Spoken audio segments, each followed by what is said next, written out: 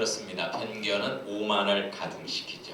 그리고 오만은 편견을 부추기는 법입니다. 우리는 편견을 갖고 살아서는 안 되죠.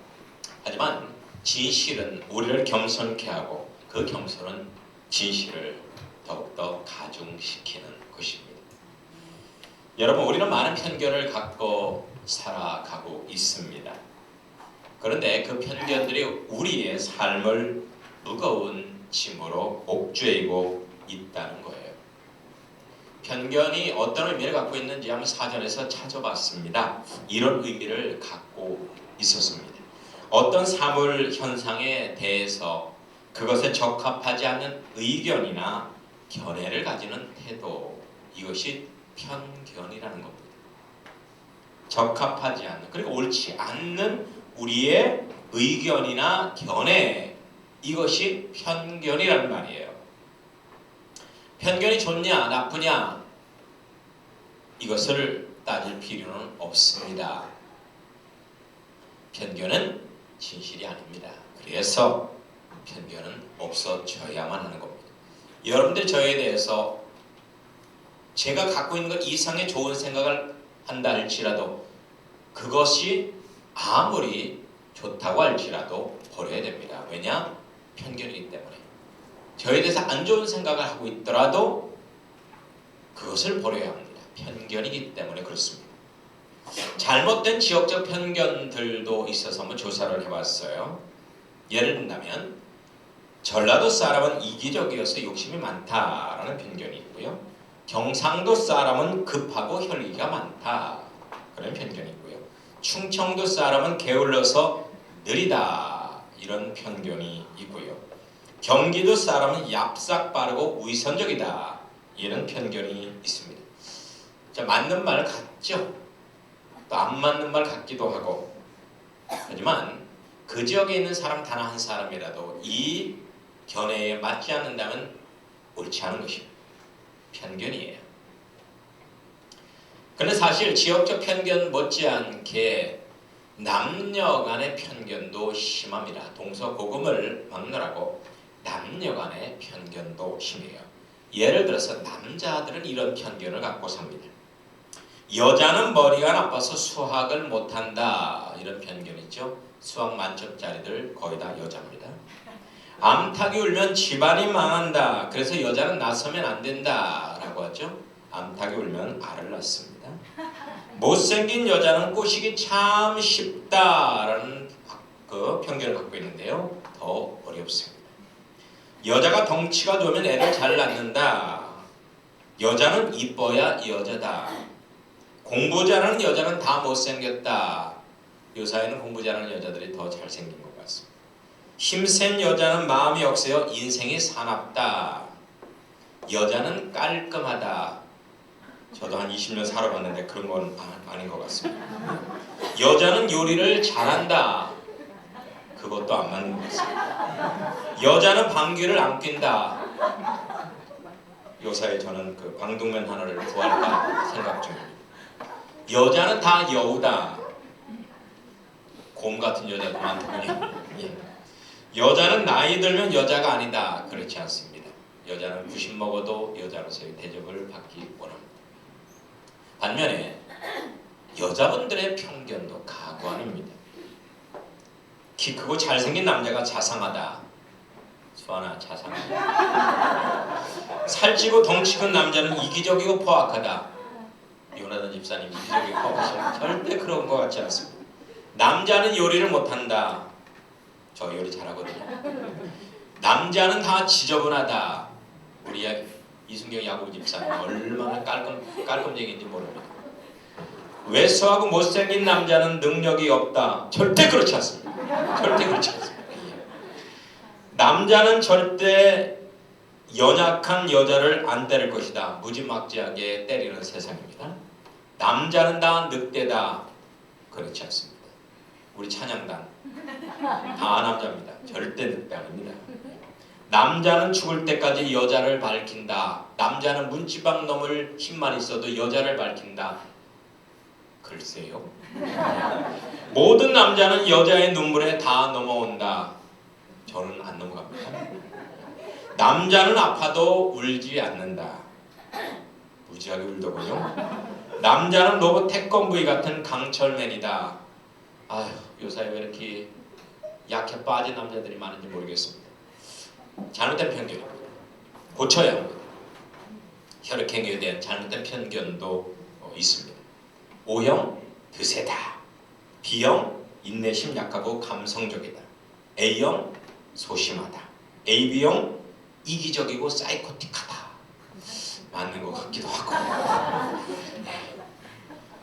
그리고 저는 지금까지 한 30년 가까이 목회를 해왔는데요. 89년도 9월달에 세종시의 첫 목회 불당 밑에 개척을 한 이래로 지금까지 한 29년째 하고 있습니다. 그런데 이렇게 목회를 하면서 정말 목사에 대한 잘못된 편견 때문에 많이 어려웠습니다. 예를 든다면 목사는 성경을 다 안다. 그런데 설교하다 좀 틀리게 하면 이거 가지고 시험 듭니다. 모릅니다. 목사는 안 먹고도 살 수 있다. 저는 절대 안 그렇습니다. 목사는 대변도 안 본다. 오늘 2번이나 봤습니다. 목사는 성인 군자이다. 승질나면 리모컨도 던지고 싶습니다. 예. 목사는 하루 10시간 이상 기도하고 잠도 안 잔다. 저의 소망사항이죠. 목사는 나 설교 잘한다. 못하는 목사는 무지하게 많습니다. 목사는 아주 가정적이다. 그건 맞는 것 같아요. 목사는 성도들을 온전히 이해한다. 이해할 때도 있고 못할 때도 있습니다. 목사는 아프지 않는다. 예, 아픕니다. 목사는 돈이 필요 없다. 저 요새 돈 많이 필요합니다. 목사는 자존심 같은 것은 없다. 저 마음 아프게 하지 마세요. 무지하게 자존심 상할 때가 많습니다. 예, 목사는 성도들의 모든 것을 다 참는다. 그렇지는 않습니다. 이런 편견 때문에 사실은 성도들과 목사가 소통이 안 됩니다. 소통이 안 되고 주일날 한 번 만나는 목사는 신이 되기를 바랍니다. 신이 되기를 바라요. 그러다 보니까 이 목사와 성도들 간의 인격적인 소통이 약해지고 그로 말미암아서 복음이 왜곡되게 되는 것입니다. 여러분, 편견은 결코 진리가 아닙니다. 그래서 좋은 열매를 맺을 수가 없습니다. 편견을 깨뜨리고 진실을 쫓아갈 때 우리는 삶의 열매를 맺게 되는 것입니다. 우리 신앙인들이 하나님에 대해서 하는 몇 가지 편견이 있습니다. 우리는 이것을 바로 잡아야만 합니다. 첫 번째는 하나님은 인격적이지 않다는 편견입니다. 하나님은 결코 인격적이지 않다. 여러분, 인격적이란 말이 뭡니까? 인격적이란 말은 상식적이고 대단히 인간적이라는 말이에요. 그런데 우리는 하나님은 신이기 때문에 아주 특별하신 분이고 인간과는 완전히 다른 신비적이고 초월적인 카리스마를 가진 전능자다. 이렇게 생각을 합니다. 대단히 이상적인 존재라고 생각을 합니다. 그래서 하나님을 한 인격체로 보기보다는 거대한 기운이나 숭고한 정신으로 보는 경향이 있습니다. 특히나 우리 심령 가운데 내주하신 하나님 성령님을 그렇게 봅니다. 거대한 기운이나 숭고한 정신 같은 비인격적 존재로 보는 성향이 있습니다. 그러다 보니까 우리 그리스도인들의 삶이 인격적인 삶이 잘 못 되는 거예요. 종교인이 되어가는 거죠. 종교인, 썬데이 크리스천. 여러분, 기독교는 하나님을 추구하고 닮아가는 중입니다. 하나님에 대한 이런 편견 때문에 기독교가 대단히 신비적이고 이론적인 종교가 되어가고 있습니다. 기독교는 삶의 종교입니다. 사실 하나님은 그리스도 로마 신화에 나오는 시기 질투하고 탐욕스럽고 인간을 억압하는 그런 신은 분명히 아니죠. 그렇다고 하나님은 비인격적인 분도 아닙니다. 하나님은 인격적이고 상식적이고 실제적인 분이 바로 우리의 하나님이십니다. 우리의 구원자십니다. 우리의 아버지가 되십니다. 우리의 왕이 되시는 것입니다. 하나님은 결코 인격적이지 않다는 편견 때문에 우리는 큰 실수를 자행합니다. 인간이 되어서 우리와 동거하신 예수님을 신성 모독죄로 십자가에 매달아 죽이는 죄를 우리 인간들이 범했습니다.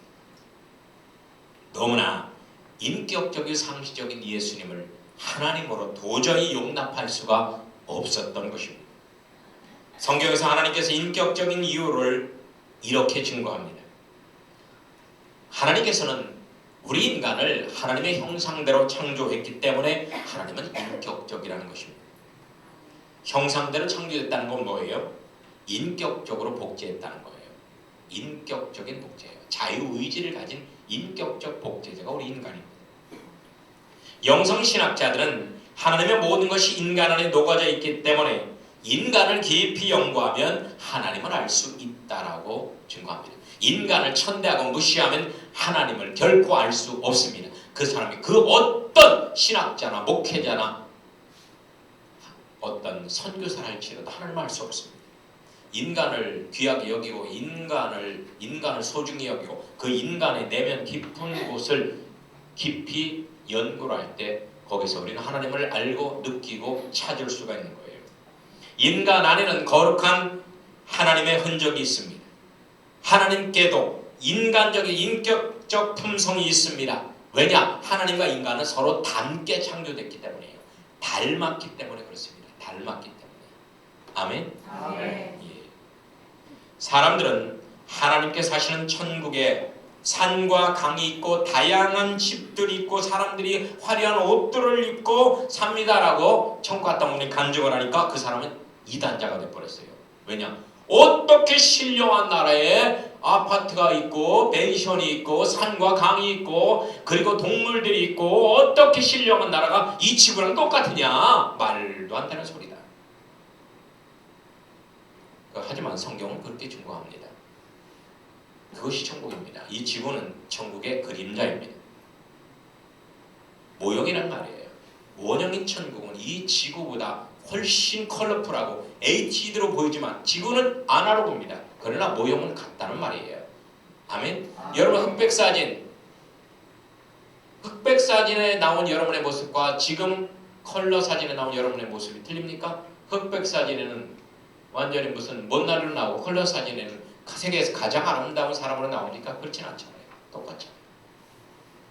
두 번째로 하나님께서 신이 인간이 되셨기 때문에 인격적이라는 것입니다. 하나님이 인간이 되셨어요. 믿어지십니까? 하나님이 인간이 되셨어요. 그렇다고 우리 이단 교주들이 인간이 된 하나님에서 자기 이만희가 보혜사 성령이다 하나님이다 이런 말이 나오고요. 요새는 교회마다 거의 일주일에 한 번씩 찌라시가 뿌려져요. 전국 교회예요. 뭐라고 하냐? 이수민이라는 여자가 있습니다. 36살 먹은 여자인데 이수민 여자로 탄생하신 그리스도 이런 제목으로 해요. 여자로 이 땅에 오신 그리스도. 여자는 무시하는 거 아닙니다. 하지만 그건 진리가 아니에요. 그 사람은 사탄의 쉰 그런 미친 여자일 뿐입니다. 절대로 그리스도가 아닙니다. 무슨 어떤 이단 교주들이 그리스도라고 하고 무슨 그런 어떤 그리스도가 한국의 그리스도가요 50명이 넘습니다. 여자 그리스도가 30명이 되고 남자 그리스도가 50명이 넘어요. 이 사람들을 뭐라고 합니까? 이 사람들도 신입니다. 신 맞습니다. 무슨 신? 비용신. 비용신. 신인데 비용신이란 말이에요. 절대로 참된 신이 아닙니다. 여러분 속지 마시기 바랍니다.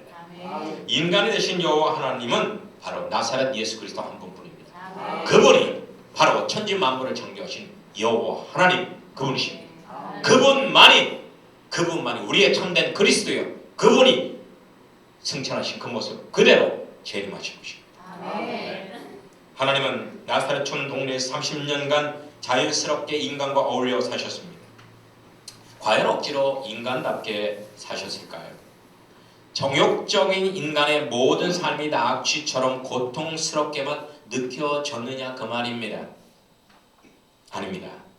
비록 예수님은 인간의 육체를 가지셨지만 하나님으로서의 삶을 당당하게 사셨습니다.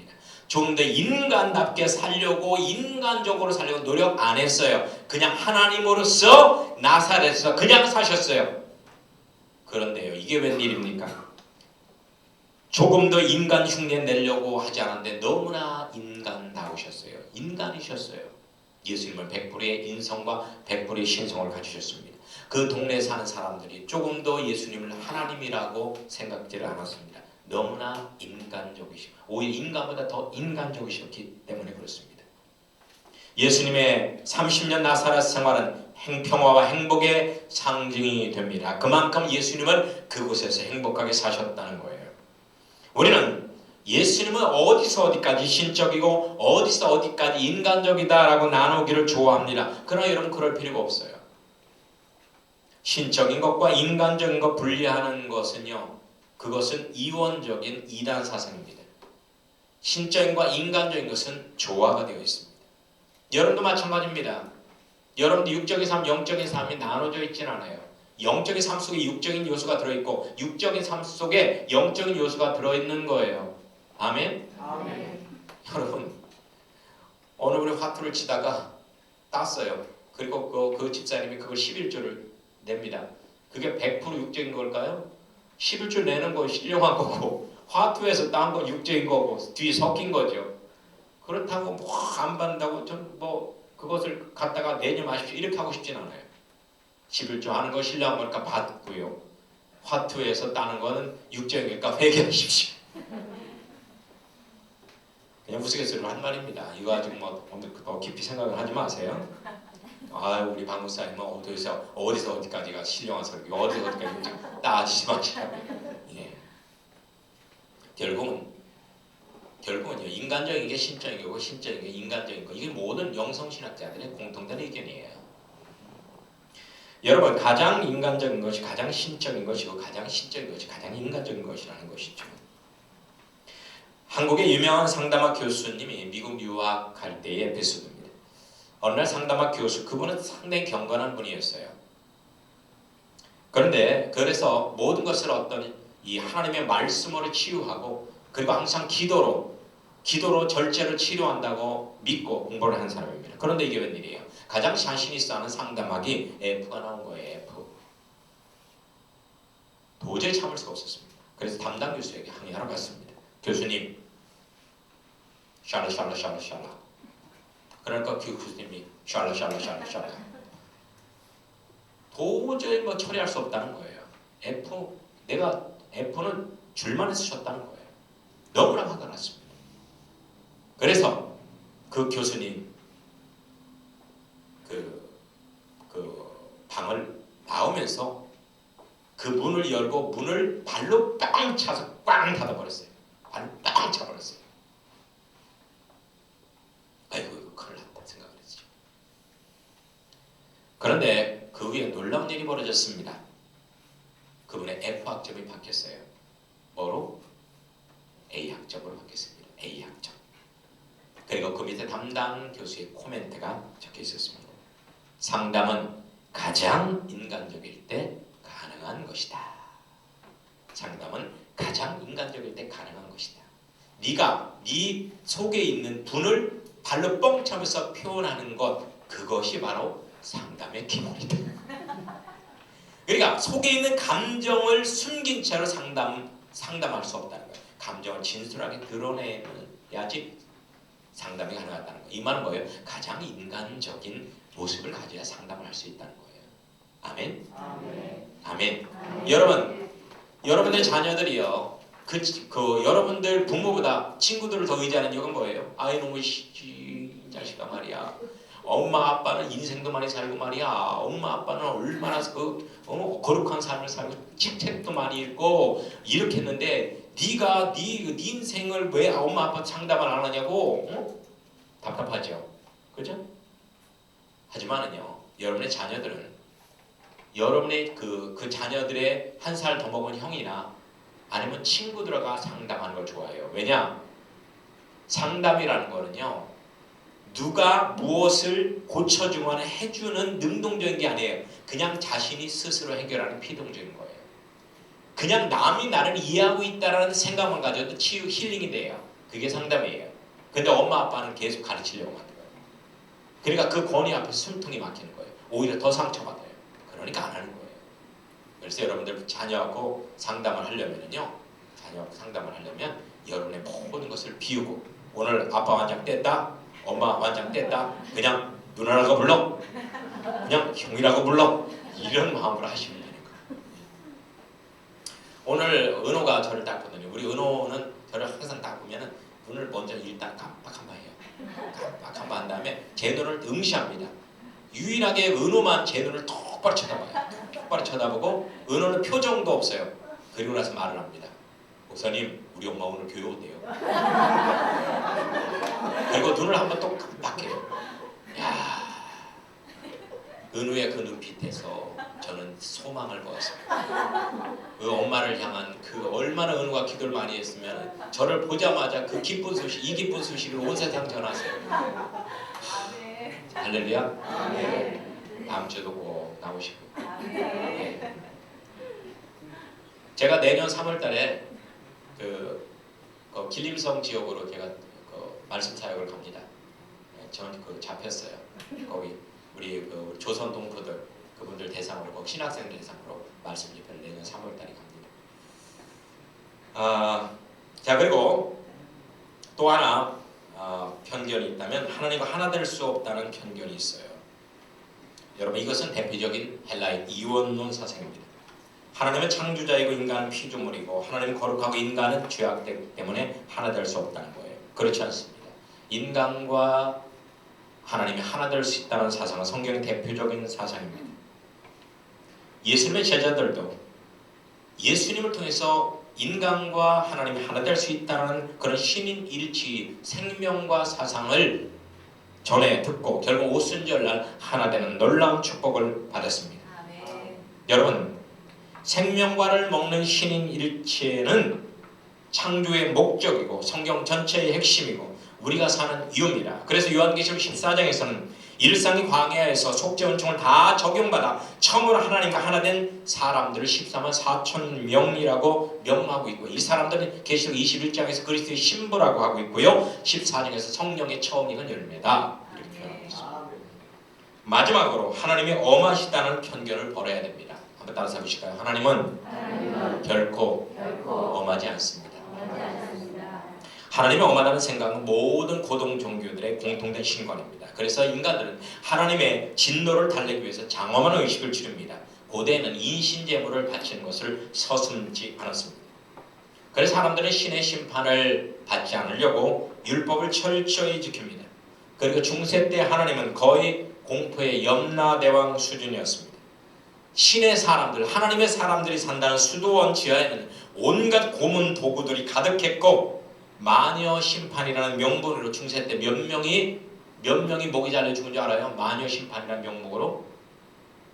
마녀 심판은 그 특별한 것도 아니에요. 아이고, 김계동씨 주일날 10분 늦었어요. 마녀 심판하라. 아이고, 박계동씨 오늘 그 머리 안 감고 왔어요. 마녀 심판하라. 대부분 마녀는 어떻게 하느냐? 불에 태워 죽여야 돼요. 화형으로 죽여서. 그렇게 죽은 사람이 2천만 명입니다. 마녀 심판에 죽은 사람이 2천만 명. 누가 죽였냐? 하나님의 심판이라고 하는 도미니크 수도의 수도사들이 주로 죽였어요. 그래서 어느 가정집이나 교회에서 왔습니다 하면은 졸도할 정도였어요. 너무나 무서워서 교회에서 왔습니다. 교회라는 존재는 무시무시한 하나님의 심판을 실행하는 그런 공포의 존재였습니다. 하지만 이것은 잘못된 것입니다. 그래서 종교개혁이 일어났던 것입니다. 여러분, 사도 요한은 분명히 하나님의 성품에 대해서 이렇게 얘기합니다. 하나님은 사랑이십니다. 한번 따라서 해보실까요? 하나님은 사랑이십니다. 그 증거가 바로 골고다 십자가의 죽으심입니다. 하나님은 결코 이기적인 폭군이 아닙니다. 반역한 백성을 위해서 죽으신 사랑의 왕이 하나님이십니다. 여러분들이 어떤 죄를 지었던 간에 과감하게 하나님께 나가 용서를 구하십시오. 하나님이 용서해 준 죄는 세상 사람들이 묻지 않습니다. 그 허물을 가려주시고 그 죄악을 도말해 주시기 때문에 세상 그 누구도 판단하고 정죄하지 않습니다. 하나님 앞에 먼저 무릎 꿇고 용서를 구하시기 바랍니다. 여러분이 어떤 문제가 있던 간에 하나님께 나가서 구하십시오. 하나님은 여러분의 문제를 해결해 주시는 분이십니다. 우리 친부모님도 우리를 버려줍니다. 하지만 우리의 영원한 아버지 되신 하나님은 우리를 결코 버리지 않습니다. 그것을 믿고 따르는 것이 참된 신앙입니다. 할렐루야. 찬양.